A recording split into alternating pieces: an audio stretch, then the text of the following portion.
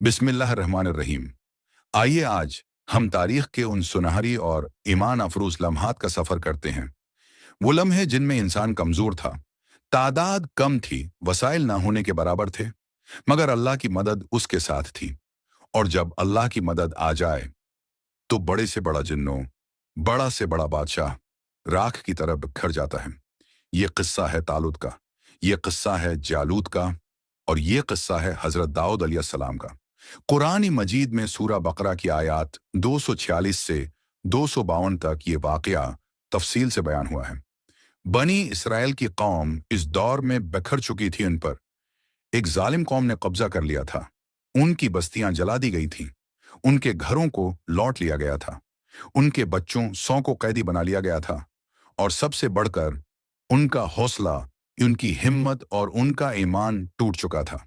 हर तरफ मायूसी, खौफ, भूख और गुलामी का साया था।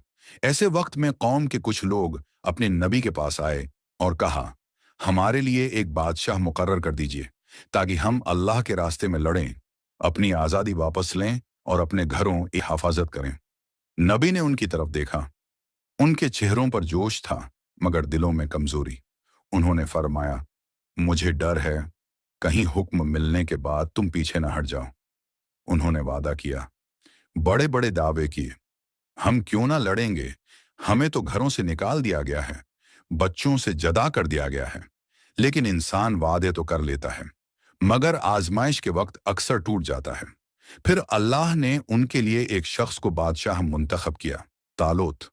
तालूत कोई अमीर आदमी नहीं थे, न वो किसी बड़े खानदान से ताल्लुक रखते थे।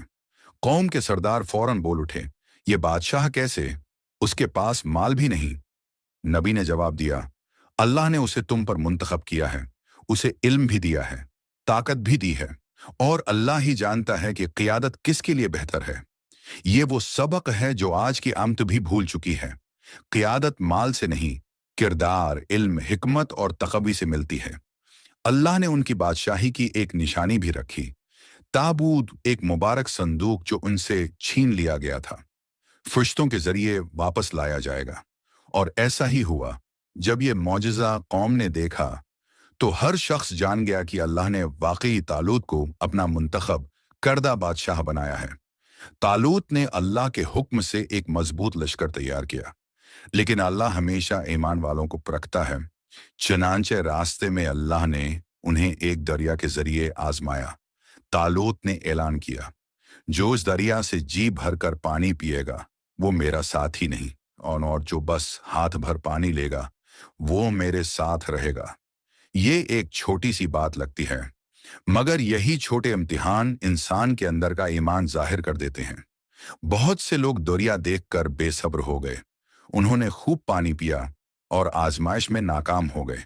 सिर्फ वही लोग पास हुए जिनके दिल में अल्लाह था, जो जानते थे कि अल्लाह की मदद भूख, प्यास और सब्र के बाद आती है। अब एक छोटी, कमजोर, थकी हुई जमात इस दुश्मन के सामने खड़ी थी जिसका नाम ही खौफ पैदा कर देता था, जालूत। जालूत एक ताकतवर, बेरहम और जालिम जंग जो था। उसके जिस्म पर लोहे का भारी लबास होता था, उसके हाथ में बहुत बड़ा नेजा होता था, और उसकी फौज मैदान को ढांप लेती थी। जब ईमान वालों ने उसे देखा तो कुछ लोग बोल उठे, हमारी तो कोई ताकत ही नहीं, आज हम जालूत से कैसे लड़ेंगे। मगर ईमान वाले, वो जो अल्लाह पर भरोसा रखते थे, उन्होंने एक तारीखी जुमला कहा, कितनी ही छोटी जमातें अल्लाह के हुक्म से बड़ी जमातों पर गालिब आ जाती हैं, और अल्लाह सब्र करने वालों के साथ हैं। ईमान की सबसे ताकतवर दुआ।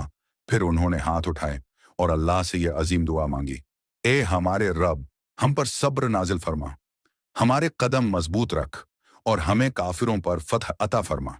ये वो दुआ है जो हर मोमिन को मुश्किल के वक्त पढ़नी चाहिए। वो लम्हा जिसने तारीख बदल दी। फिर जंग शुरू हुई। उसी जंग में एक नौजवान आगे बढ़ा, एक नौजवान जिसके पास न जुरा थी, न तलवार, न फौज, न ताकत, सिर्फ ईमान था, सिर्फ एक गलील और चंद कंकर। वो नौजवान था हजरत दाऊद अलैहिस्सलाम। उन्होंने अल्लाह का नाम लेकर निशाना बांधा, एक पत्थर फेंका, और वो पत्थर उस तरह लगा कि जालूत वहीं गिर पड़ा। एक पत्थर ने इस जालिम, ताकतवर, غیر متکبر انسان کو ختم کر دیا، اور اللہ کی نصرت نے اہل ایمان کو فتح عطا کر دی۔ جالوت کا مرنا صرف ایک جنگ کا اختتام نہیں تھا، یہ اللہ کے قانون کا اعلان تھا۔ جو اللہ پر بھروسہ کرے، اللہ اسے کبھی اکیلا نہیں چھوڑتا۔ داؤد علیہ السلام کا مقام اللہ نے اس واقعے کے بعد داؤد علیہ السلام کو بادشاہی بھی دی، حکمت بھی دی، اور خاص علم بھی عطا کیا۔ اور قرآن آخر میں فرماتا ہے، اگر اللہ لوگوں کو ایک دوسرے کے ذریعے روک نہ دے تو زمین میں فساد پھیل جائے، اور اللہ تمام جہانوں پر بڑا فضل کرنے والا ہے۔ سب کا طالوت کا واقعہ بتاتا ہے کہ فتح تعداد سے نہیں، اللہ کی مدد سے ہوتی ہے۔ آزمائش پہلے آتی ہے، مدد بعد میں۔ جو ثابت قدم رہے، اللہ اسے نوازتا ہے۔ اللہ کا انتخاب ہمیشہ بہترین ہوتا ہے۔ ایمان والوں کا اصل ہتھیار ان کا بھروسہ ہے۔